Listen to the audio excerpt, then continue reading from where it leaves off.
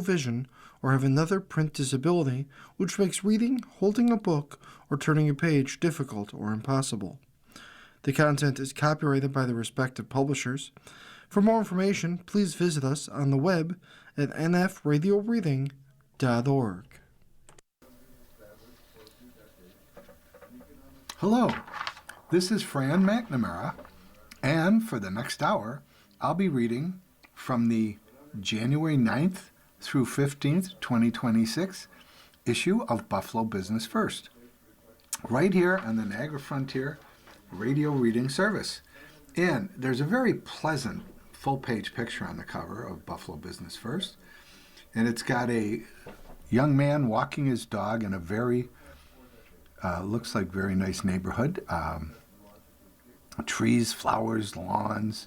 It's definitely fall, and he's styling. He's got on his shorts, gray shirt. He's got his baseball cap with the beak backwards, and he's walking a beautiful dog, which, to my knowledge, looks like a lab, but I could be wrong. But it says cover story. No matter what kind of community you picture your dream home in, our in-depth analysis can help you find it. So that will start on page 10 by Sarah Paulson Meehan, Best Places to Live. And then there's a little ad down, a blurb down in the corner for another thing on page 8 by Tracy Drury. It says, up to $12 million set to go toward racial equity. This year, the Oshai Foundation will focus all of its funding on building a racially just Buffalo, Niagara. Okay, so let's get to page 2, which is always first things first. And it's another feature I'm starting to really like since I'm putting on pounds. December restaurant news. 14 businesses open as the year ends. And there's a gentleman here, and it's Gaurav Agarwal owns Brewtopia, Buffalo LLC, the franchise for 7 Brew in Western New York.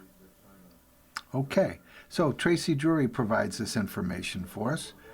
And the first is 14 restaurants opened around the region in December, capping a year with more openings than closings. The first is Zam Zam Indian Cuisine, opened at 610 Main Street, Buffalo, inside the Holiday Inn Express and Suites Buffalo downtown, where TGI Fridays closed in 2024.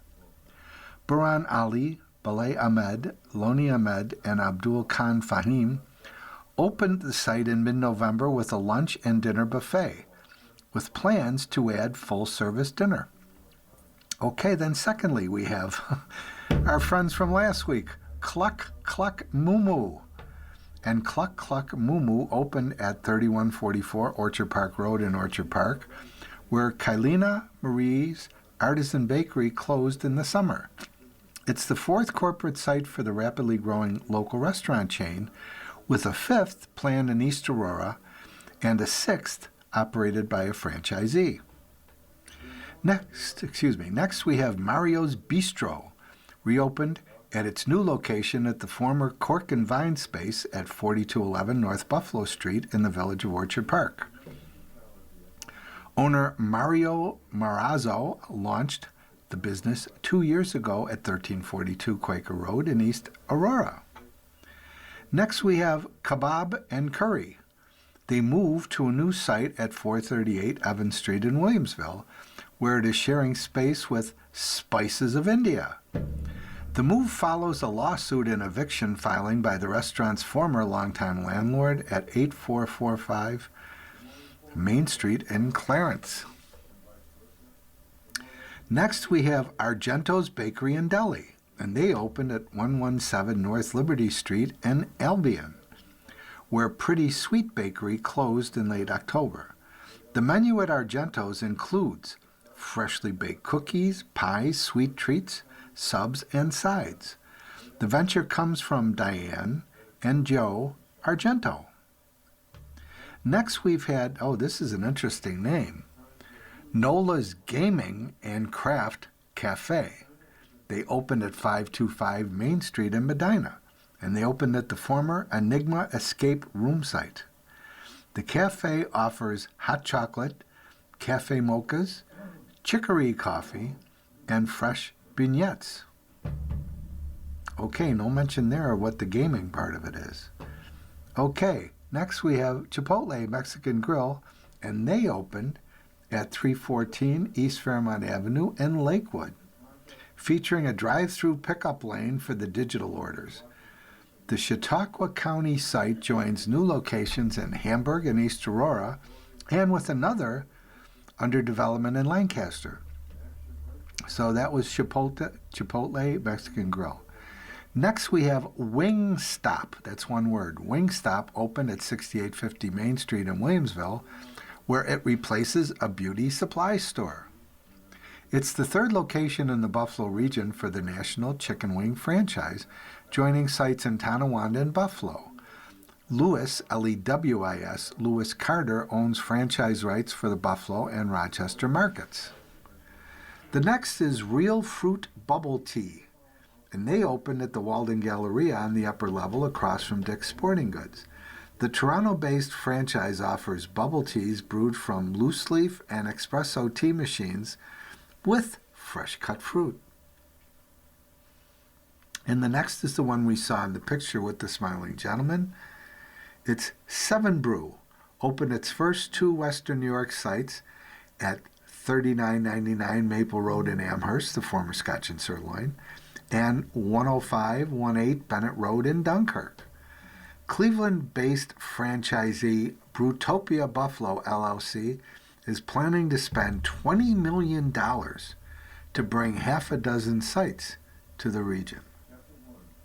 Next, we have Blue Eyed Baker, and they opened their second location at 50 Buffalo Street in Hamburg, where Lasso's Chicken and Barbecue closed recently. It joins a site in East Aurora, also owned by Alexandra Robinson, and features baked goods, cafe items, espresso, and cocktails. Next, we have Cheeseatar, opened at the Village Square Plaza at 2876 Delaware in Kenmore, formerly a jewelry store. The Canada-based Lebanese restaurant franchise serves wood-fired manakish flatbreads and wraps, fresh juices, and infused teas. Next we have Velvet Stone, and they opened at 128 Genesee Street in Buffalo. The restaurant cocktail lounge, which replaces Blue Cave Restaurant, comes from S&B Prime LLC. And again, that's at 128 Genesee Street in Buffalo. And finally, in this particular article, Bull Riders Barbecue and Mac opened at 6884 Erie Road in Derby, where Doug Clark expanded from a food truck to a brick-and-mortar operation. The site was formerly owned to Nico's Mediterranean Restaurant. Now, that was under data and details on the second page, first things first. And Tracy Drury brought us all those openings and nary a word on any closings. So next we go to page 3, and it's Power People, which is a regular feature. Buffalo Business First publishes 3 annual Power Lists: the Power 250, the Power 200 Women, and the Power 100 Business Leaders of Color, featuring the top business leaders in Western New York. Each week, we will tell you more about an executive on those lists. And this week, it's Tom Gilligan, office practice leader for the Buffalo and Pittsburgh office, Canon Design. Okay, and there's a picture of him there. A nice blue sport coat with a bluish denim shirt and a satisfied grin on his face. Okay, now, Leanne Bunny is the one presenting this Power People this week, so she provides the questions, answers, or areas of discussion, and also gives us a little background about Tom. From coaching to sales to leadership, Tom Gilligan's career hasn't been one laid-out plan. Instead, he made career decisions based on the opportunities and roles that allowed him to continue in a significant way using his strengths. One of his talents is managing situations like a coach. And here's a quote from Tom. I'm a coach at heart, so I understand the teams and dynamics of teams. I think the beauty in teams is that your weaknesses don't really matter if you're on the right team. Close quote. That mindset has taken him from getting his bachelor's in business management from Canisius University to being an account manager at Algonquin Incorporated and director of business development at Wendell Companies, to his current role as office practice leader for the Buffalo and Pittsburgh office for Canon Design. He oversees about 140 employees at the design firm. His love of kids and sports also led him to start coaching at age 16, helping to start and run Algonquin Sports for Kids, and co-founding the Buffalo Stallions Soccer Club in 1999, which he is still active in. He started playing soccer at age 5. He played during college and trained in the preseason with the Buffalo Blizzards Indoor Soccer Club when he graduated. He then decided to take a job with Algonquin instead of trying to pursue pro soccer. He's also on the board of the Amherst Chamber of Commerce, and he lives in Clarence with his 4 children. And his Power 250 rank is number 159. So again, Lee and Bunny suggests areas of discussion or out-and-out questions. What's something people don't know about you? And he says, around 2002, Atlanta came into Rochester to play a professional soccer game. Atlanta was short players, so they needed some people to just come in for one game. Though being in the soccer community, they reached out to me. Through being in the soccer community, they reached out to me. So I literally drove to Rochester. They gave me a jersey, a big 1 gig contract, and a $100 bill. I played 20 minutes in the game, signed autographs after, handed them my jersey, and went back to coaching.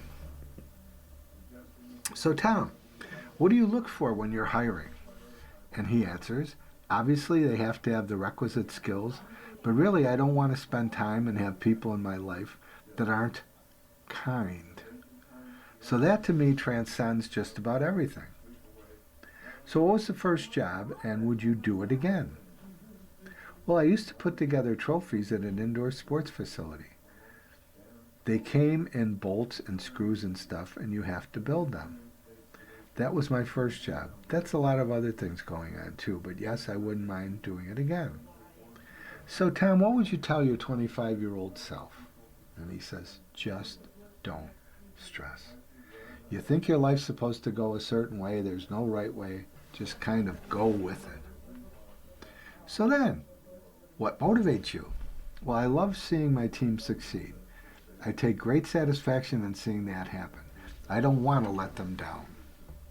So, what are your goals for 2026?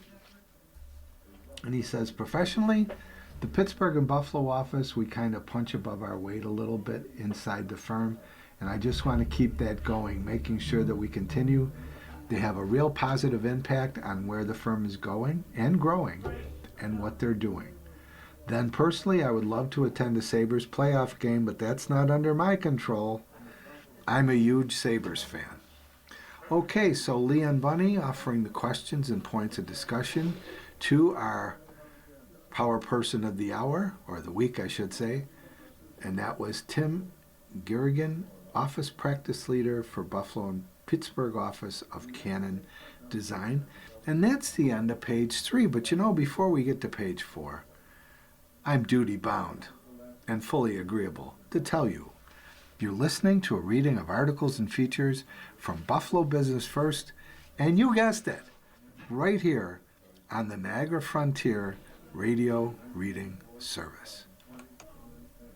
So now, on page 4, we have the heading Business of Entertainment, and this is going to cover 2 pages, and this is a 3-item 2-page spread offered to us by writer Katie Anderson, who's a regular contributor to, obviously, Buffalo Business First. We hear her name just about every week. And, of course, for those of you who know how I do it, if there's one that's a small quote or a number or amount of money, I call those mystery items. And I have one here. It says quotable. Okay, so let's see if it's quotable. The knee-jerk reaction is another empty space in Buffalo. But if you look at where we are now as opposed to 15 years ago, I think we're going to be fine. Okay. So, who could be saying this? Well, it's Martin DeBovie of Benchmark Management on AMC's decision to vacate the downtown theater that the partners opened in 2018. And we'll read his quote again. The knee-jerk reaction is, oh, another empty space in Buffalo. But if you look at where we are now as opposed to 15 years ago, I think we're going to be fine. Okay, so next we have an article. The Supra, S-U-P-R-A heading is staffing. The subheading is uptick in movies filmed here has been a boon for Casting Buffalo. And the main headline says, he helps Buffalo actors land Hollywood production gigs. Woo! And there's a picture here of the gentleman, Peter Johnson, co-owner of Casting Buffalo. And he says, I was fortunate to get on the ground floor of the film boom as they started coming in. Okay. Oh, excuse me. That was a yawn. I'm sorry. Okay, let's see what Katie writes about this gentleman, Peter Johnson, and the company Casting Buffalo. If you've ever wanted to be an extra in a movie, it's a great time to be in Buffalo. The person who will get you on the big screen is probably Peter Johnson, who owns the independent casting company Casting Buffalo, alongside Kyle Mecca and Harry Lipsitz. And now Johnson says in a recent interview, I'm an actor myself. I started in local Buffalo theater and I worked at almost every theater house in Buffalo. I was fortunate to get on the ground floor of the film boom as they started coming in, close quote.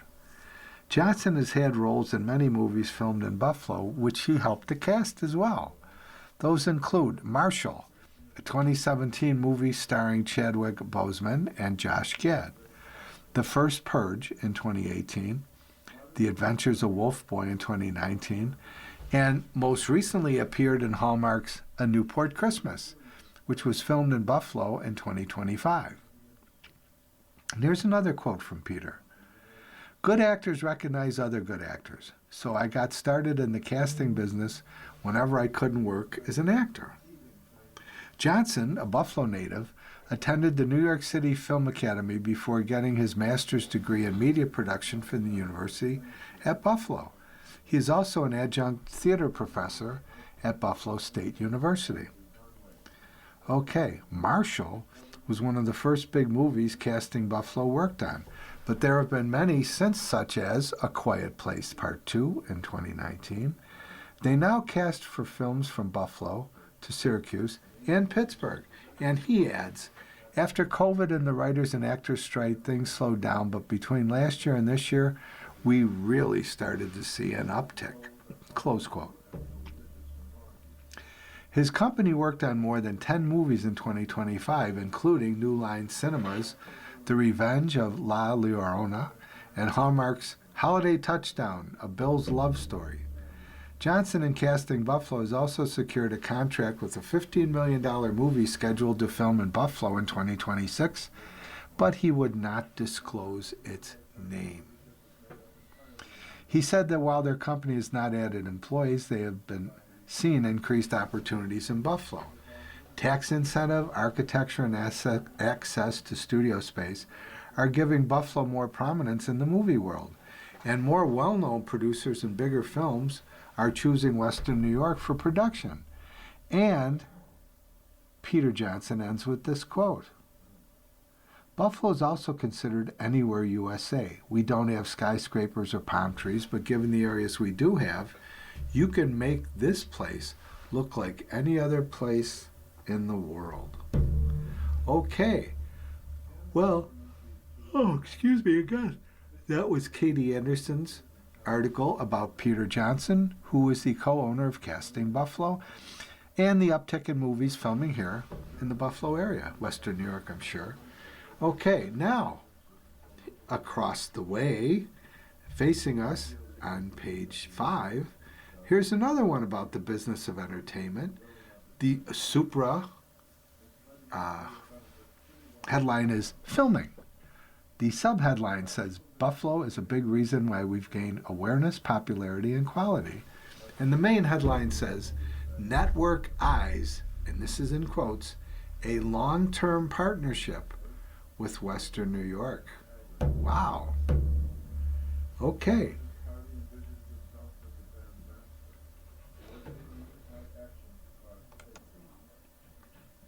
So, let's see what Katie writes here. Great American Family produces about 25 made-for-TV movies a year, and most of them, 15 to be specific, were filmed in Buffalo in 2025. Now, it's a trend that will continue in 2026. The network, which is owned by Great American Media, said it expects to spend $15 to $20 million annually in Buffalo. Wow, that's a lot of bucks. 15 million to 20 million annually. That means more dollars spent in the region on everything from rented office spaces and hotel rooms to catering and workers' salaries. Now, we have a quote here. The gentleman's name is Bill Abbott. He's the co-founder, president, and CEO of Great American Media. And here's his quote. We're utilizing local resources and talent in this deal, so we're very committed to Buffalo. I imagine we'll do a lot more movies in Buffalo and replicate that agreement or something like it for 2026 and 2027. We really want a long-term partnership. Close quote.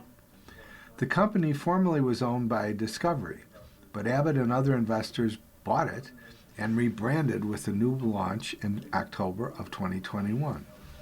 Sony now owns about half of the Arlington, Texas-based company.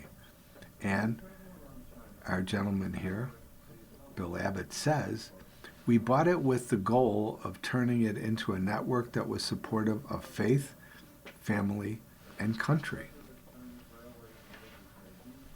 Okay. About half of the movies shot in Buffalo in 2025 were completed by December, and the remainder will be completed by May.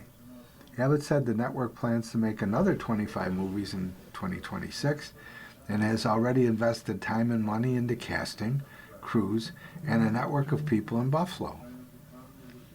And here's another Abbott quote. When we started the company, it was really a focal point to move production to the U.S. Historically, made-for-TV movies were done in Canada because of tax credits, but we really wanted to shoot the majority of our movies in the USA, being, of course, named the Great American Family Channel. New York State's tax incentives make filming in Buffalo appealing. The Film and TV Tax Credit Program allows for up to a 35% tax credit on production costs. And Abbott said the new Great Points Studios production facility, which opened on Niagara Street in 2024, also is a draw. Headquartered in Yonkers, Great Point is owned and operated by CEO Robert Helmy, founder of the Hallmark Channel, and has 9 film production studios across the country. Now, Abbott says of this, in Buffalo, they have wonderful sound stages and all the bells and whistles to become a great production destination. And Helmy has made hundreds of movies. No one knows the business better than he. So that gives us an advantage in terms of creating high-quality content and movies that look and feel a certain way. And Abbott even compared his own company to Buffalo. He says, to close the article, it's really where we're planting the flag. We're like the city of Buffalo and the people who live here, and that we're scrappier. We have to be, because we don't have the benefit of license fees or what the more established channels have. It's a place that really fit with our own company DNA. So that's the 3 items, all brought to us by Katie Anderson, and that gets us from page 4 or 5 to now page 6. And page 6 is 3 articles written by Leon Bunny, and they all fall under the heading of the business of retail.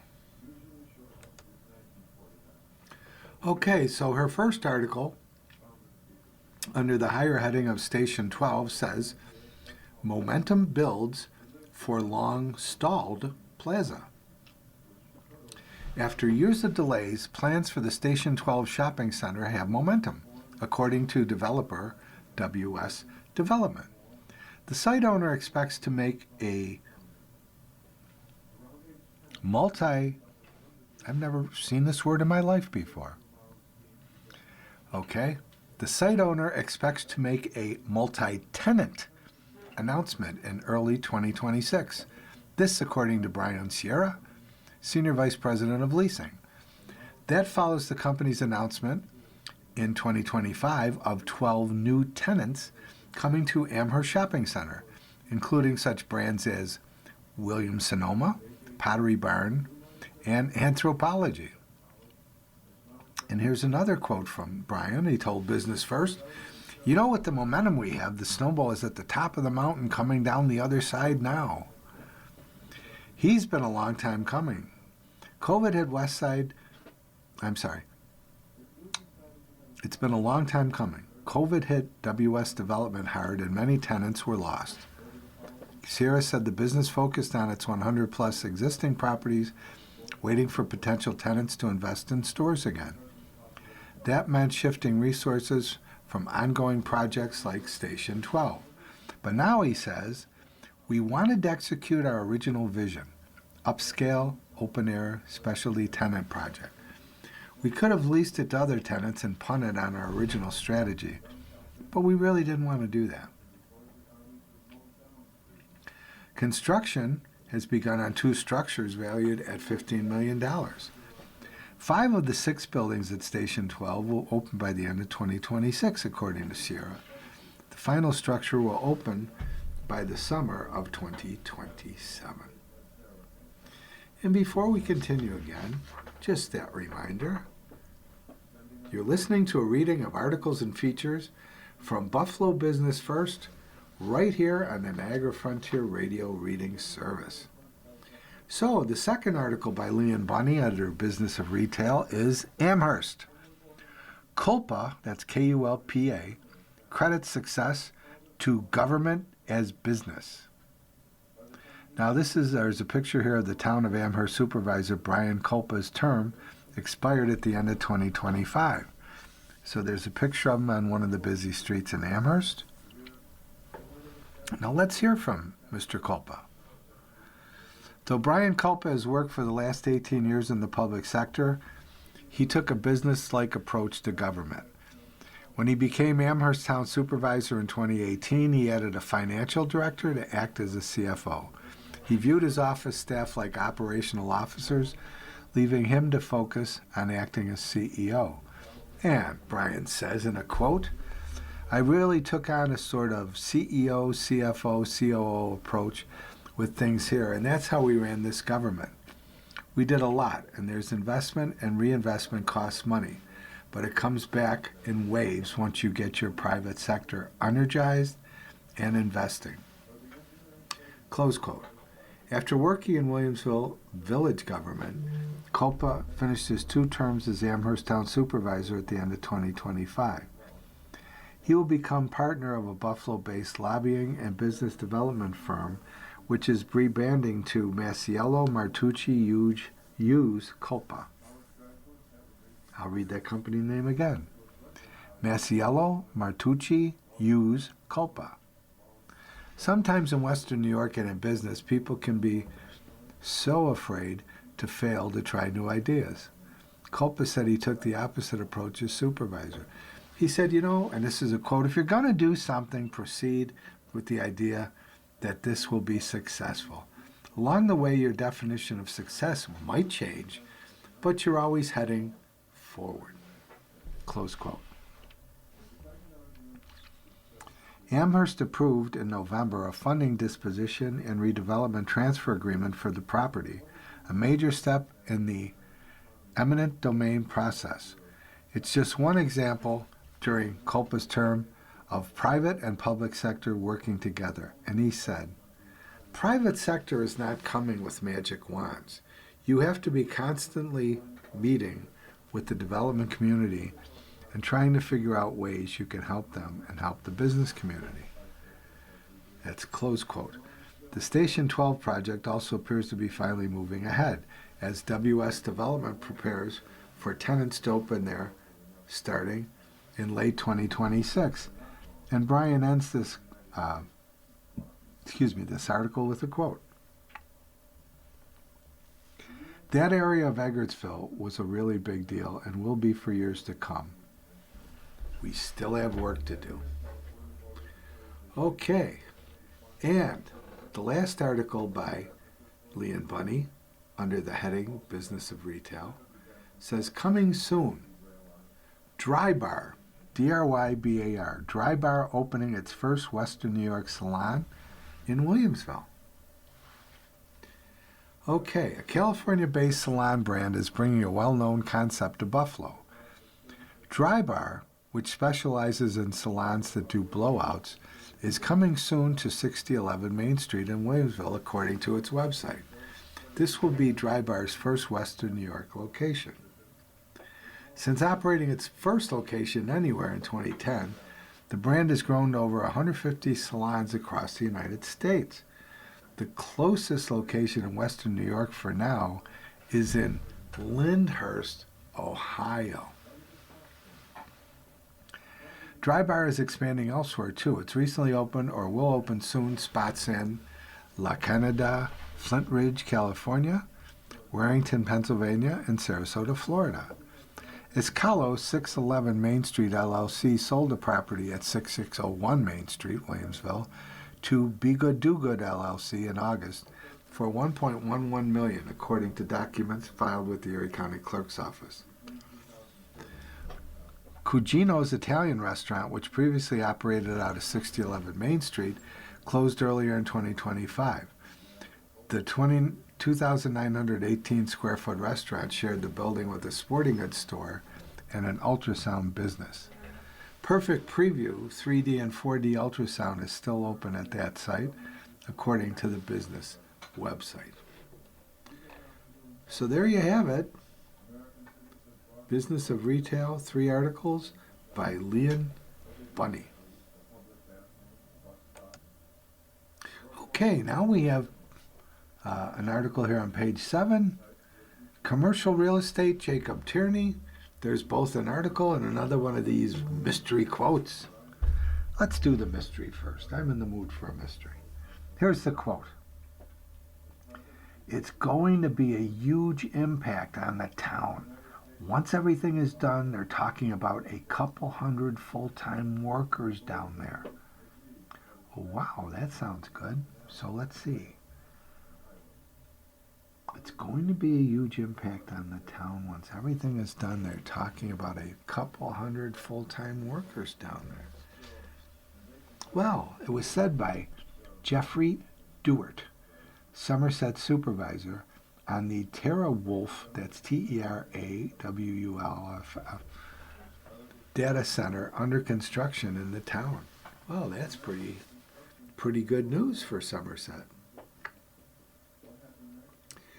Okay, now then there's a big article that fills the rest of this half page, and it's under Genesee County.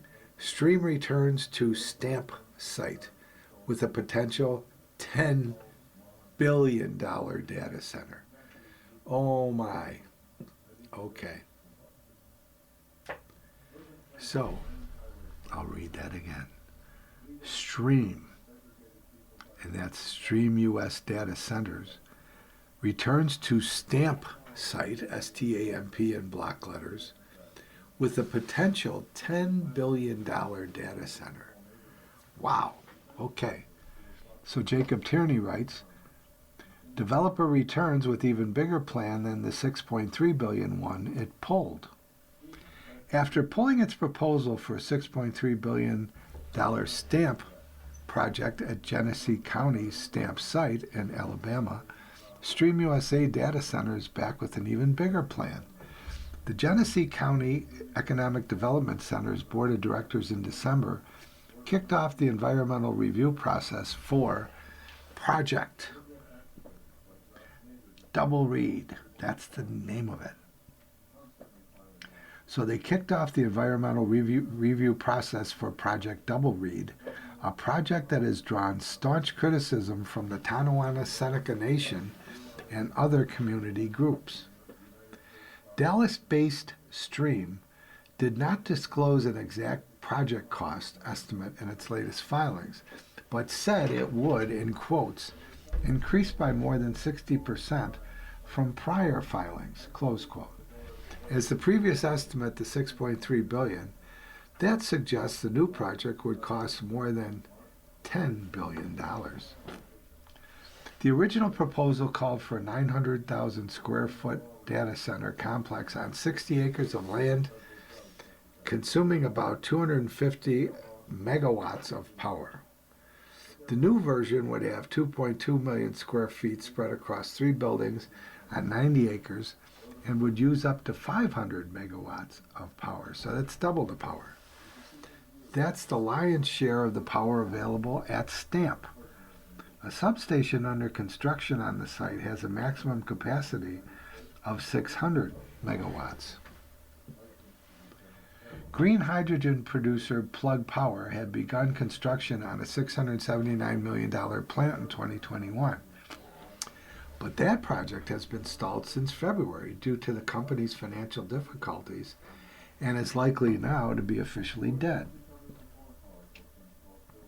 Construction is underway on Edwards Vacuum's 250,000 square foot manufacturing facility at Stamp. Though Project Double Reed size and power usage are up significantly, the estimate of 120 new permanent jobs is roughly the same. In its submission to the GCEDC, the company said that project is being undertaken, and there's a quote, in direct collaboration with a prominent existing tenant, a Fortune 500 company, close quote. It didn't name the company, but that description limits the possibility to tech giants like Microsoft, Amazon, Apple, Meta, and Google parent Alphabet. It's been a tumultuous couple of years for data center plans at the Stamp site. In 2024, the GCEDC board appeared poised to accept a data center proposal from Minnesota-based Potentia Holdings, but other developers protested, saying they should have the chance to submit their own company's proposals. 3 dueling data centers then all made their pitches and went through an environmental review process overseen by the GCEDC. Despite significant criticism from community groups, the GCEDC chose Stream, not only granting its environmental approval, but also unanimously approving a $471.6 million tax break package for the project in March. That approval and those tax breaks were wiped out when Stream pulled an application in September, saying it wanted to retool and expand the project. Wow. Projects in, projects out. So that's Commercial Real Estate by Jacob Turney. And that's the end of page 7. Okay, now on page 8, we have nonprofits and foundations, and it also goes over into page 9. And there's 4 items, all written by Tracy Drury. So, Tracy has here 4 articles, the first being a big number. It's a mystery, ladies and gentlemen. Wish I had a bit mystery kazoo or something to make a do-do-do-do-do. Big number, $1.4 million. Okay. $1.4 million. Well, actually, remember, we're under nonprofits and foundations. So, Tracy writes, the amount Child and Family Services paid to purchase the 4.24-acre site, St. Andrews Campus in Tonawanda, from the Catholic Diocese of Buffalo. The agency will move the Stanley G. Falk School to this site this summer as part of a long-term financial strategy to shift the agency away from costly leases. Okay. Now, next article under nonprofits and foundations is a larger one. Oshai Foundation, up to $12 million set to go towards racial equity. And there's a picture here of Christina Orsi, president of Oshai Foundation. New mission gets full resources after 2 years of transition. After spending 2024 and 2025 providing transition funding and past grantees, 2026 will be the year the Oshai Foundation focuses all of its funding, which is up to $12 million, on building financial prosperity and a racially just Buffalo Niagara. The John R. Oshai Foundation expects to give $10 million to $12 million in 2026 towards racial equity initiatives to build financial prosperity and a racially just region, beginning with the city's east side. The focus comes 2 years after the foundation made a dramatic shift following the racially motivated shootings at top supermarkets on Jefferson Street, May 14, 2022. So here's a quote from Christina Orsi, the foundation president. There's been a lot of promises made about things that were going to happen, particularly on the east side, from a lot of very well-intentioned organizations. And then people consistently feel like those don't come fully to fruition, and they're disappointed. Well, we don't want to be another organization that disappoints. So, close quote. In preparation for the shift to new focus areas, all the Foundation's 2024 resources, including $9.5 million in grants, were allocated towards transition funding support for past grantees to allow time for planning and adjusting to new funding realities. That included funds that went primarily to education-related organizations, including $1.9 million for the Education Collaborative of Western New York, and other grants going to Buffalo Center for Arts and Technology, Buffalo Prep, the Bison Scholarship Fund, and Say Yes Buffalo. In 2025, grants were split between transition funding and funding the new single framework.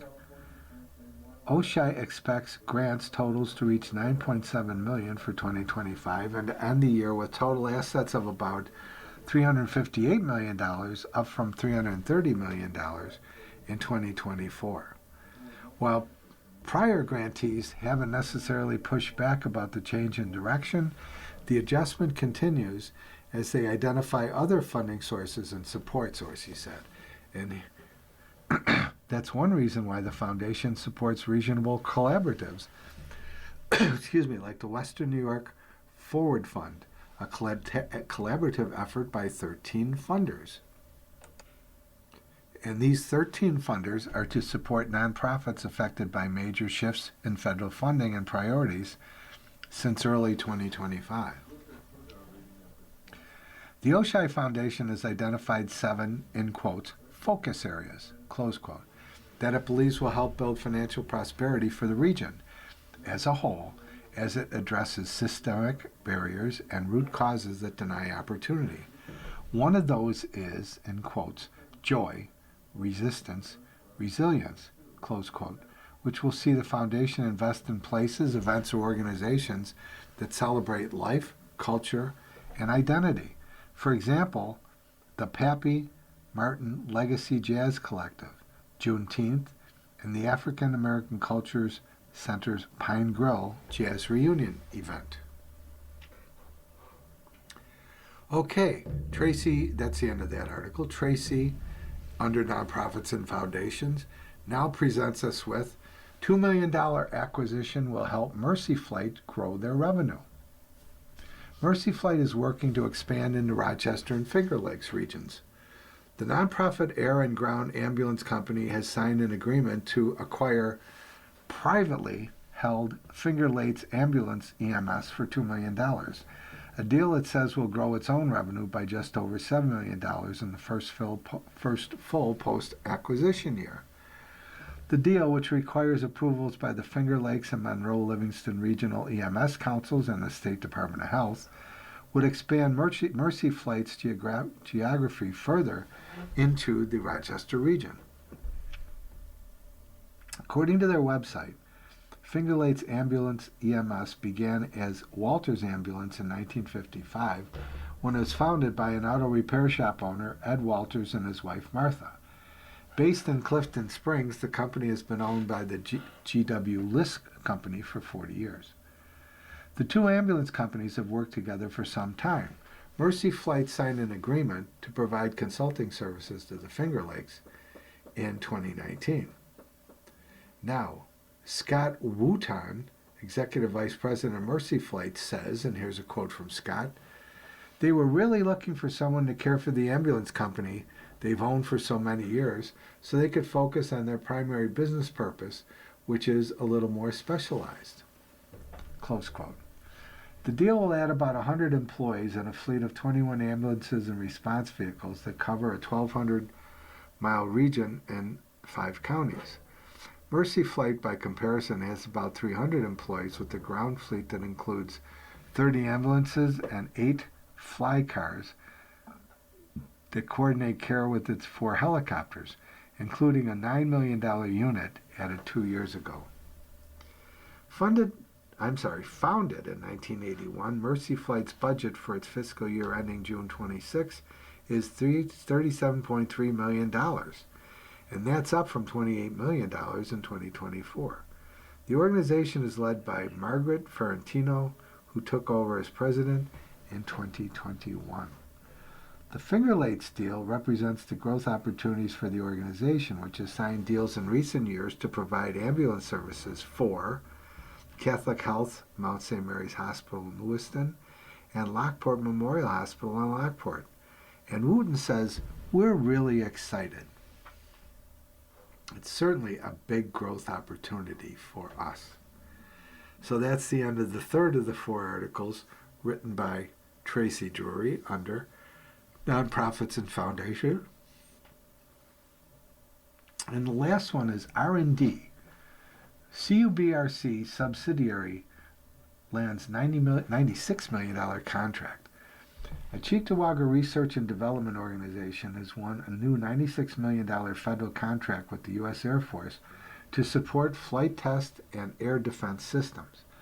The 10-year contract went to Avirent LLC, a wholly owned subsidiary of Kubrick, which will work on counter-hypersonic aircraft command control and communications modeling and simulation technologies for the government.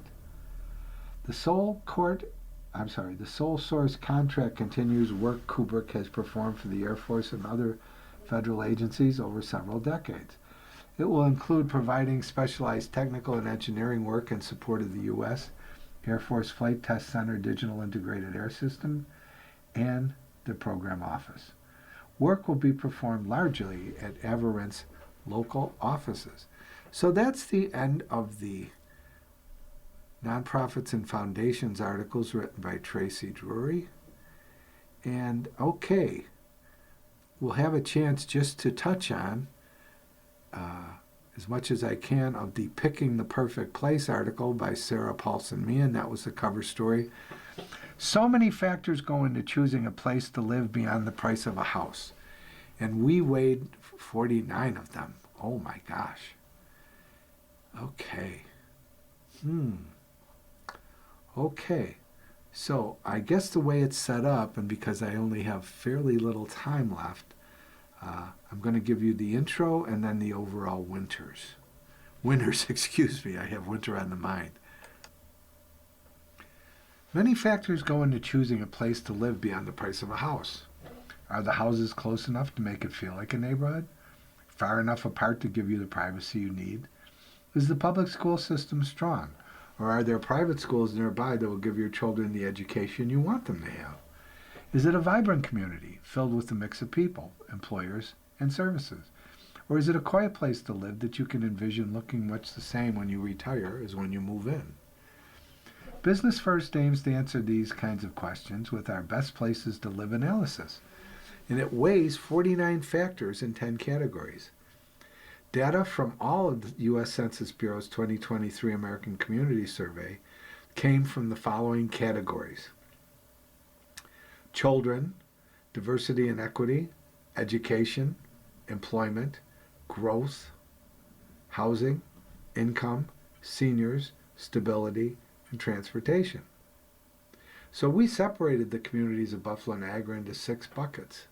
Cities and villages, because they share a more urban vibe, were considered either a large hub, population 10,000 or more, a medium hub, 3,000 to 99.99, or a small hub, up to 3,000.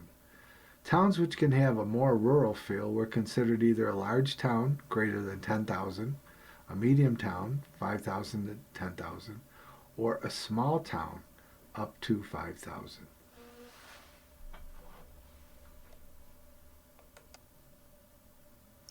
Okay, here are the overall winners. For large town, the winner is Hamburg. 2023 population, 60,034. Median home value, 236,300. Median household income, 85,728. A residence review from niche.com. I lived in Hamburg my whole life and can't imagine living anywhere else. The village of Hamburg is so quaint and charming and has a real tight-knit community sort of vibe. Medium town is Pendleton. 2023 population is 6,993. The median home value is a little higher than with Hamburg. It's, $243,200. And the median household income is $116,221. A residence review from niche.com. In those neighborhoods, there are ponds, many kids, and you're able to create great friendships all around you. We have some small business around us yet that are still in a great location to many shopping malls and restaurants. Pendleton is a great place to raise a family or even to retire. Next, we have small town, and that would be Colden. 2023 population, 3,132. Median home value is up even higher, 291,000. Median household income is 95,781. A residence review from niche.com. Beautiful town, very quiet, but gets a lot of traffic come wintertime because of the ski slopes. In town, there's a quaint little corner store, a couple of bars, a nice sit-down restaurant, and a campground close by.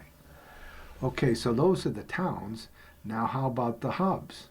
Well, large hub is winner, Village of Kenmore. 2023 population, 15,097. Median home value, 192,600. Median household income is 75,768. A residence review from Niche. I love this village. It's a great and safe place to live. There are a lot of places nearby as far as things to do. Wonderful park for the children. We are also close to many other little suburbs of Buffalo, so nothing is too far away.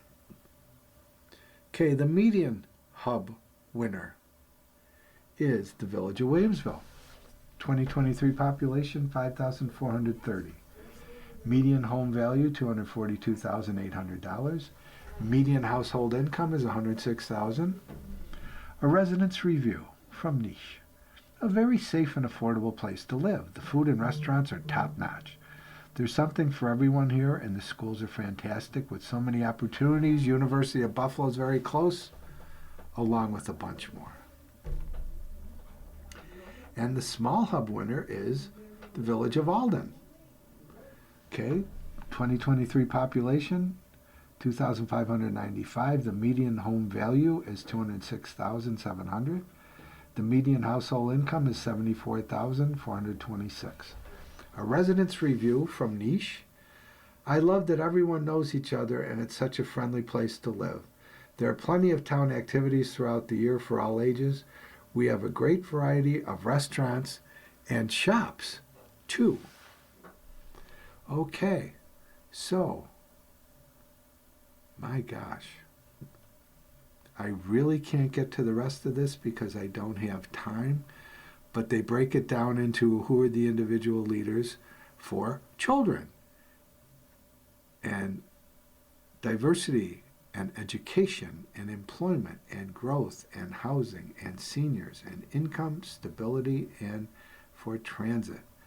So I heartily suggest that you take advantage of one of the things that we like to do here. And I'm looking for our phone number blurb, and of course it's not available right now. But if you could give us a call, well, here we go, at 716-821-5555, and request to have somebody read you the rest of this article. It goes into the individual category winners, and it's very interesting. After that, there's the 2026 Guide to Higher Education, and that's all sponsored content. But this would certainly be a good thing if you had the opportunity and wanted to hear the finish of this. 716-821-5555, and one of the staff members here, the wonderful people that that bring you this service, will read you the rest of this article. Okay, my gosh. I truly wish I had time to read it to you.